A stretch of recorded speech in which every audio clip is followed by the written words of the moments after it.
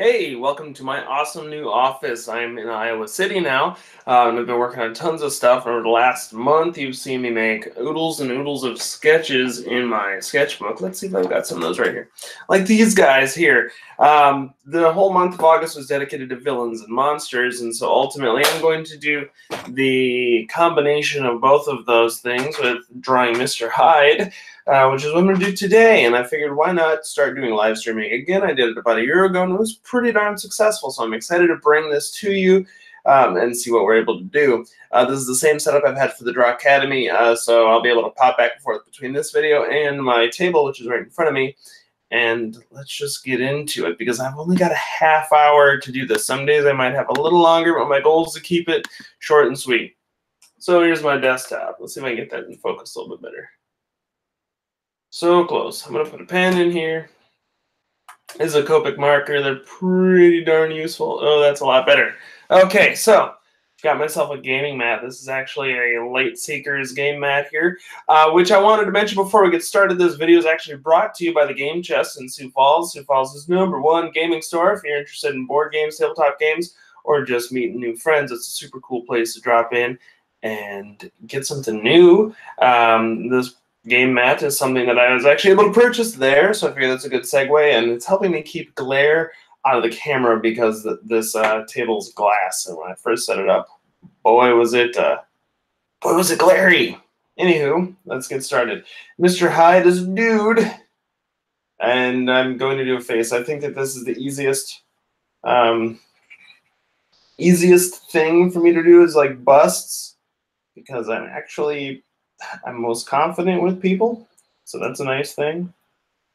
I was trying to look at pictures of different depictions of Mr. Hyde, and I was really tempted to just do Lon Chaney, the first actor to portray him in film, because Lon Chaney, not only being like the #1 monster before we even had Bela Lugosi or Boris Karloff, is the Monster Man. Now we've got greats like Doug Jones, who I love, but I'm not going to do a film rendition. I'm going to try to kind of make it my own, but I noticed that there's all these versions with a hat. I really do kind of want to do that. The sort of like demented Jack the Ripper style. So I'm going to try to fit that in there. So here we go. I'm doing these on 6x8 sketch cards. So the big ones that we see throughout the week or throughout the month are going to remain in a sketchbook. I gotta move this. They're going to remain in a sketchbook. However, the ones that we do for live streaming, all of them will be sketch cards, which means they will be available for purchase, which is fun, and they're archival, which is even better. And what that means is they won't deteriorate over time. I'm gonna try to give this guy like a weird snub nose. Don't be afraid to jump in. Let me know what you think we should add if you're watching. Let me see here. I'm just gonna do a quick. I'll open the chat on the side, so if you're on YouTube, you can definitely chat in there, and I'll be able to see it. So we're gonna give him sort of a pig nose. This is gonna take a little bit of time to fully sketch out what it's gonna look like, but.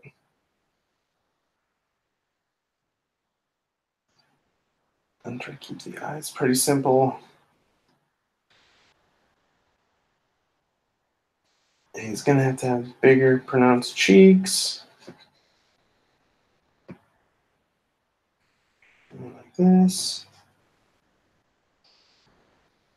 This challenge was actually brought to me, drawing this character, the challenge around it was brought to me by a good friend and colleague, Travis Bentley. What I am planning on doing in the future is taking this idea from Penny Arcade Strip Search, which they called the wastebasket of broken dreams, I believe. Maybe it was despair. But we're calling it the wastebasket of despair, which I've got a couple friends, like my friend Sean, who is working on a list of themes and ideas. And those of you who are my patrons over on Patreon, where this is being hosted, we'll be able to pick every week, a couple ideas smashed them together. We'll make the sketch based off of that. And speaking of Patreon, one thing I do want to mention is some of these videos will be free. The first few definitely will, like when you're watching now. But as we go along, I'm going to start making them private for patrons because this is going to be a fun way to interact with just that core audience. So if you're not a patron yet, I definitely encourage you to consider becoming a patron. It's as little as $1 a month, and oh boy, if you think $1 doesn't make an impact in my career, yes, it does. It makes a tremendous impact. I can do so much more with $1 than you might believe. So every single dollar counts, and it's all it's going to take to get to see live drawing videos like this. So don't feel intimidated that you can't give more than $1. If that's all you're able to do, that's awesome. If not, there will be, like I said, a few free ones from time to time. And I'll get the schedule out as we go along. This was just kind of I really wanted to throw one up and get started with it instead of just kicking the idea around. So had to get into it as fast as possible.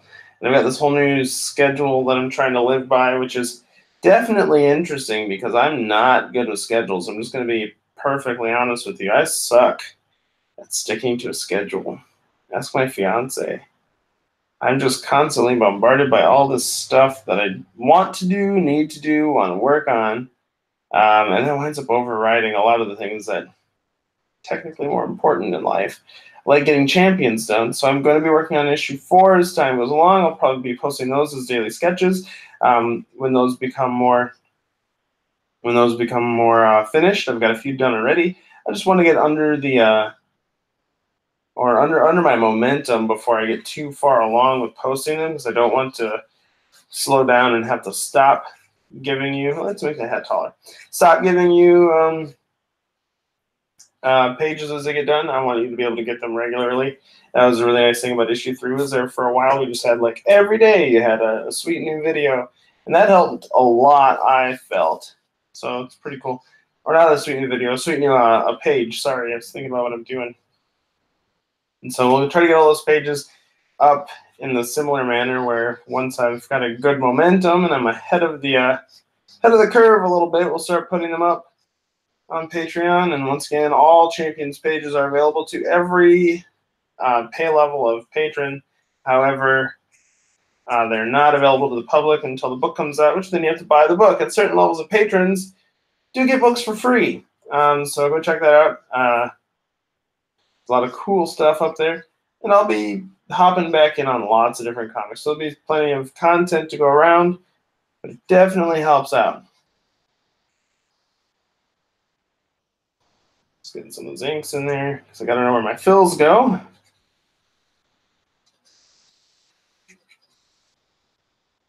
This. Hopefully we're getting it right around where we need it to be.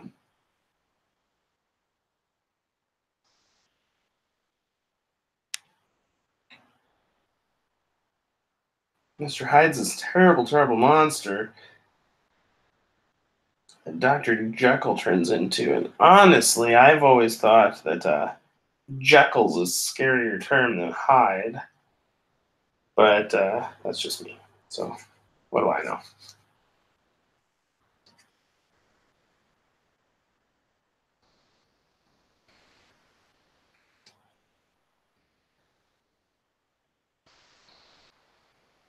He's kind of hunching his shoulders here. So that's why I'm going to go with that. I'm already 10 minutes in. So I'm going to have to pick up the pace a little bit when I do this.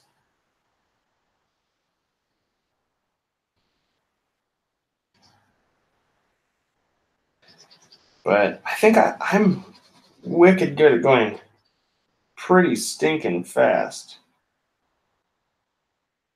Saw some fun renditions of him with nice sideburns, and I figure since I've got some nice sideburns, we'll give ours some sideburns too. Because then it's a little more relatable for me. Easier to draw something you know.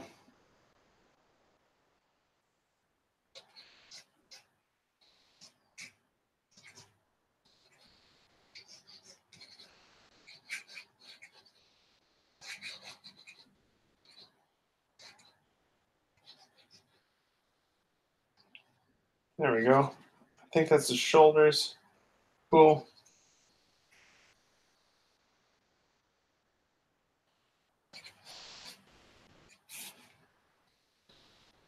Put a nice big shine on his hat here.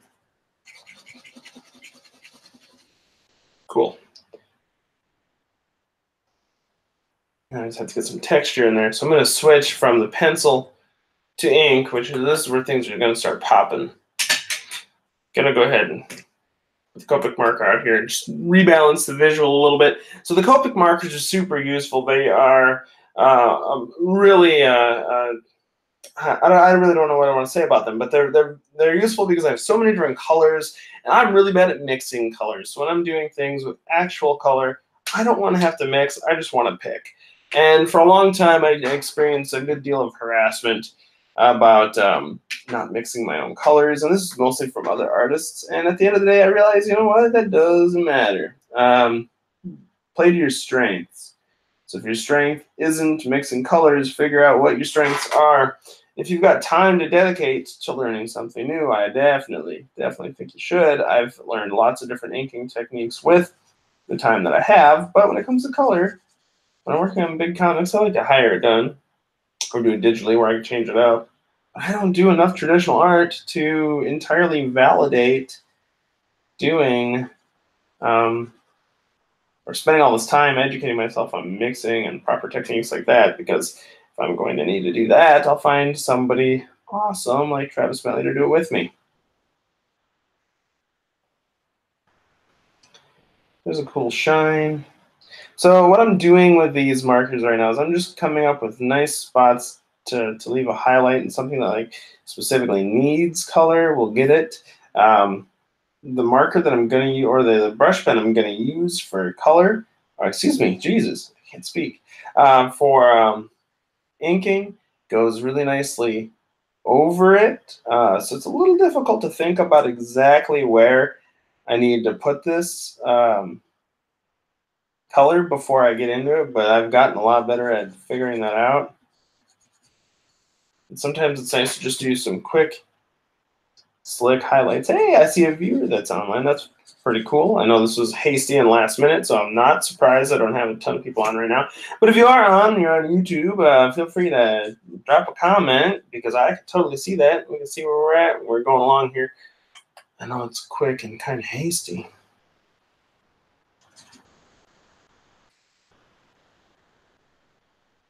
Let's put a little green in his hair. Okay, so I think that's going to be the extent of the green that I need. So I'm going to be using the Pentel Pocket Brush, which is a brush pen that until recently I was not in love with. It was recommended by my colorist, Travis, and he used to use it almost exclusively. It's still one of his primary tools, I would say, but when I first picked it up, I thought it was too thick on the tip, a little too unforgiving. But now that I'm doing more live stuff, whether it's on the internet or events, it's so nice because it goes so quick. It just took me a little time to learn. So just like how I don't feel like I have the time to learn color, I have the time to learn new inking techniques. So I don't have to mix my colors, but I do have to learn how to get as close to mastering different tools as possible. I'm strictly and severely left-handed, so I'm always trying to figure out exactly which direction to come at my paper from so I don't smudge the crap out of it. That's one difficult thing about all inking mediums, as I've come to learn. I smudge the crap out of stuff the first few times I work with it. And I think that that's ultimately okay. Not a big problem if you're practicing. It sucks if you're working on something that's a finished product and you smudge it. But I'm actually more used to working with a paintbrush and going delicately slow, which makes my work look as good as it does when we're doing champions. But with things like this that have to go quicker, there's a lot of risk. Smearing ink everywhere. But one of the things I've learned with this particular brush one thing that I hated in the beginning that I wasn't getting a consistent line shape because the brush tip is so big. But actually, inconsistent line shape lends itself a lot to the type of work that I do, where I have more expressive, less mechanical, more organic shapes and lines. And honestly, especially for quick sketches, it pays off and plays on my strengths really well. So once again, I think there's a lot to be said about playing to your strengths. Well, we got damn close to smearing that. I'm going to try to keep this channel clean. It's a couple words that are a little too ingrained in my vocabulary that'll probably drop from time to time, but try to keep most of my live stuff as clean as possible. So if you're watching this with your family, I apologize for 1 or 2 words here and there, but it should be PG to PG-13, which is a goal. I do want to bring up Patreon again.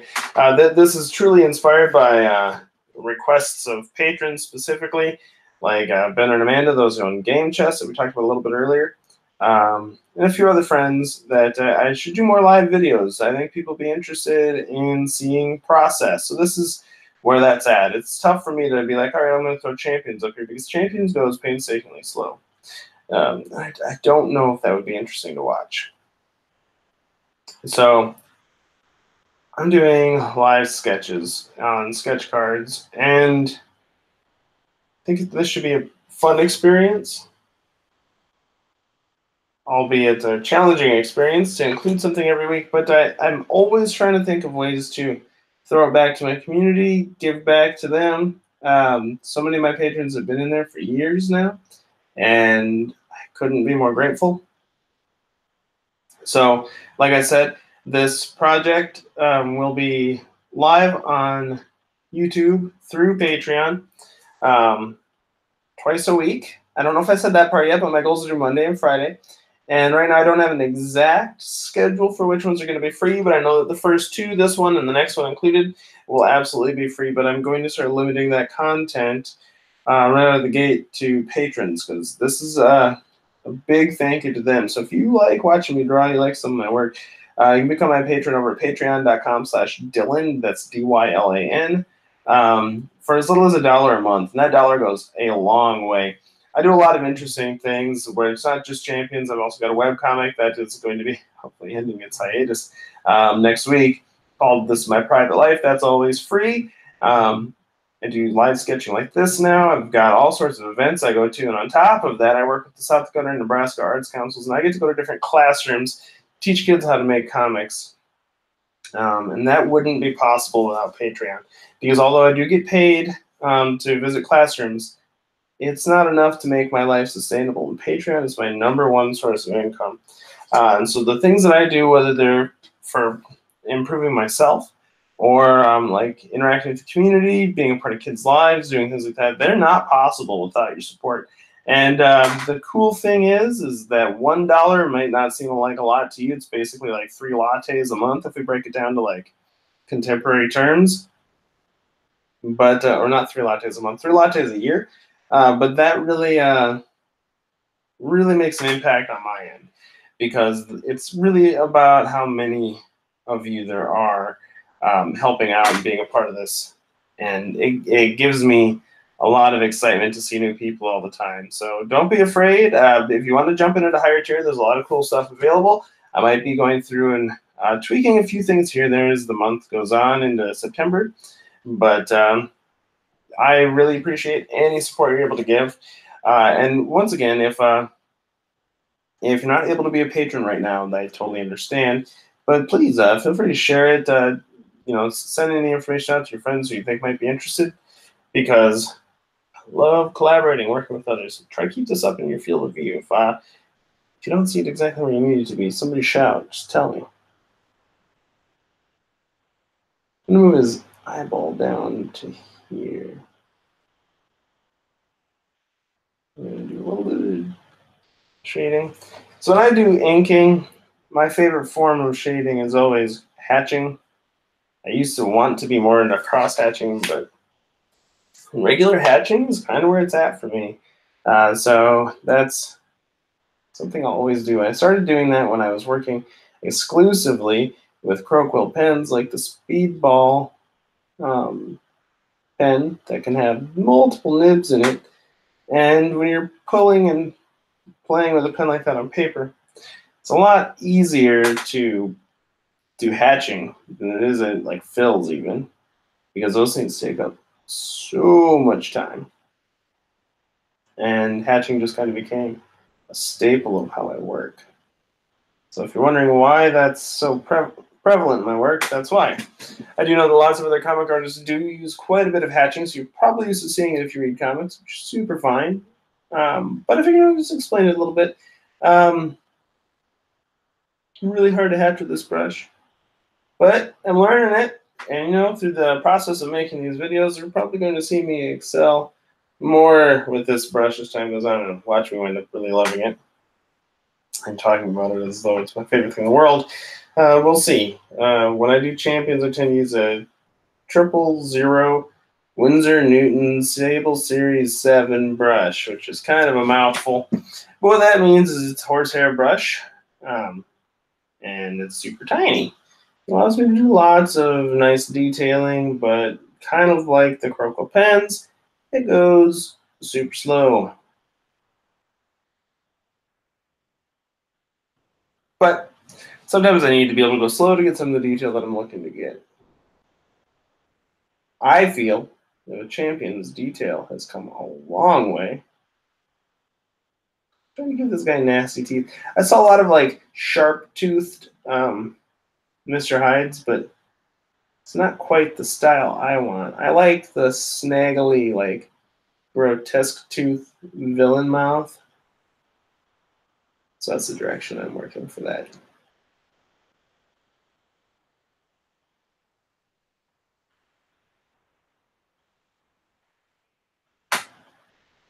Snaggly teeth. Took me just a second. I had to go silent for a moment there. But so yeah, there's a lot of cool stuff going on. I'm really excited to be moving forward with it, and hopefully you find it interesting too, because I definitely love having all of you involved. So if you're catching this on Patreon, thank you so much.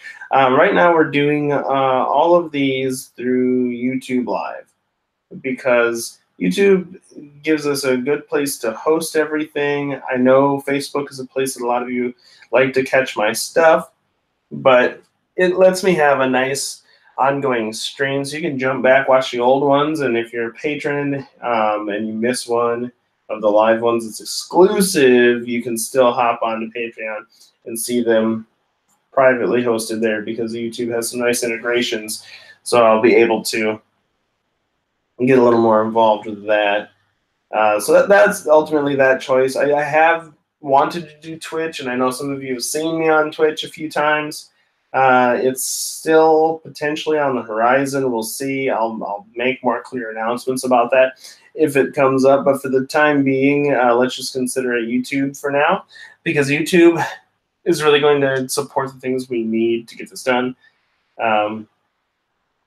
And then if we're talking about this particular piece, the reason I chose green Copic marker for Mr. Hyde is because when I talked at the beginning about Lon Chaney, the first guy to portray him on film, Lon was able to transform from Dr. Jekyll to Mr. Hyde simply by now, so someone correct me on this if I'm getting it wrong, but if I recall, he was wearing green makeup and they put a red filter over the camera. Now, Lon Chaney was in film back when everything was black and white, so we didn't notice the filter, but the thing was that it helped mask out his makeup, so he could do the transformation live in front of the camera by them just shifting the filter off. I know it's some combination of those colors, so correct me if I'm heinously wrong.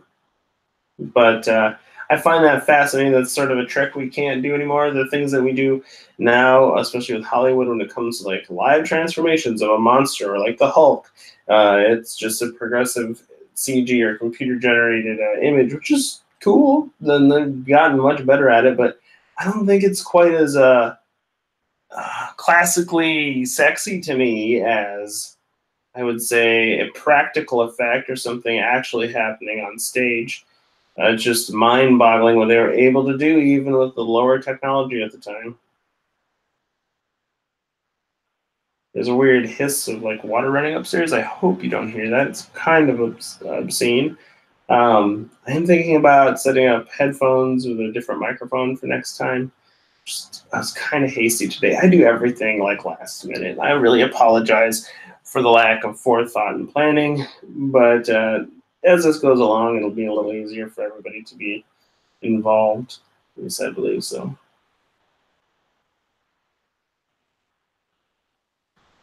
All right, so we've got about 5 minutes to try to wrap him up.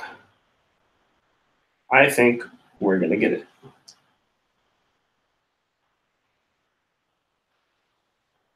Lots of cross-hatching. I'm actually really digging him. I wasn't quite sure how he was going to turn out at first. I was a little intimidated, just because he's a classical character. Once again, I have quite a bit of film knowledge about him. At least did. It's kind of old knowledge, so I might be rusty, and someone out there might know a little bit better than I do at this point about history of Dr. Jekyll, Mr. Hyde on film. But knowing what I do know intimidated me a little bit about trying to do this character because I want to do him justice. He's scary.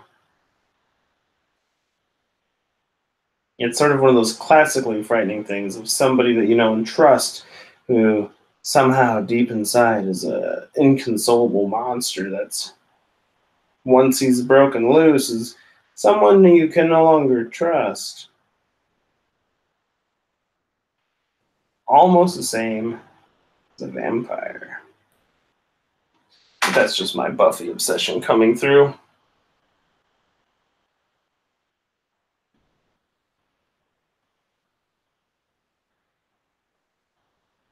Let's put a big shadow here. That is one nice thing about this exaggeratedly large brush tip, is that I can do some like pretty big shadows pretty quick, which is really nice. Trying to find ways to complement everything that I work with. That way I don't feel like it's all tough and too hard to learn.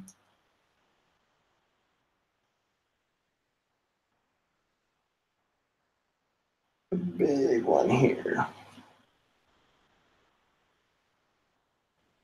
Boy, I think we're just about there.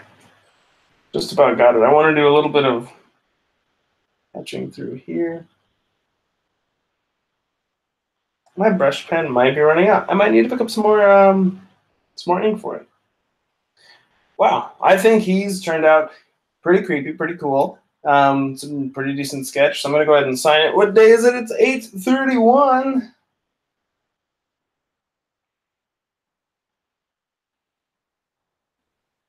That's cool.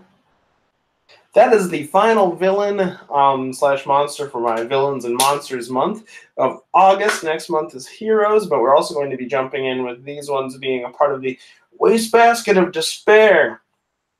So if you're my patron on Patreon, go ahead and keep up with the Wastebasket of Despair posts.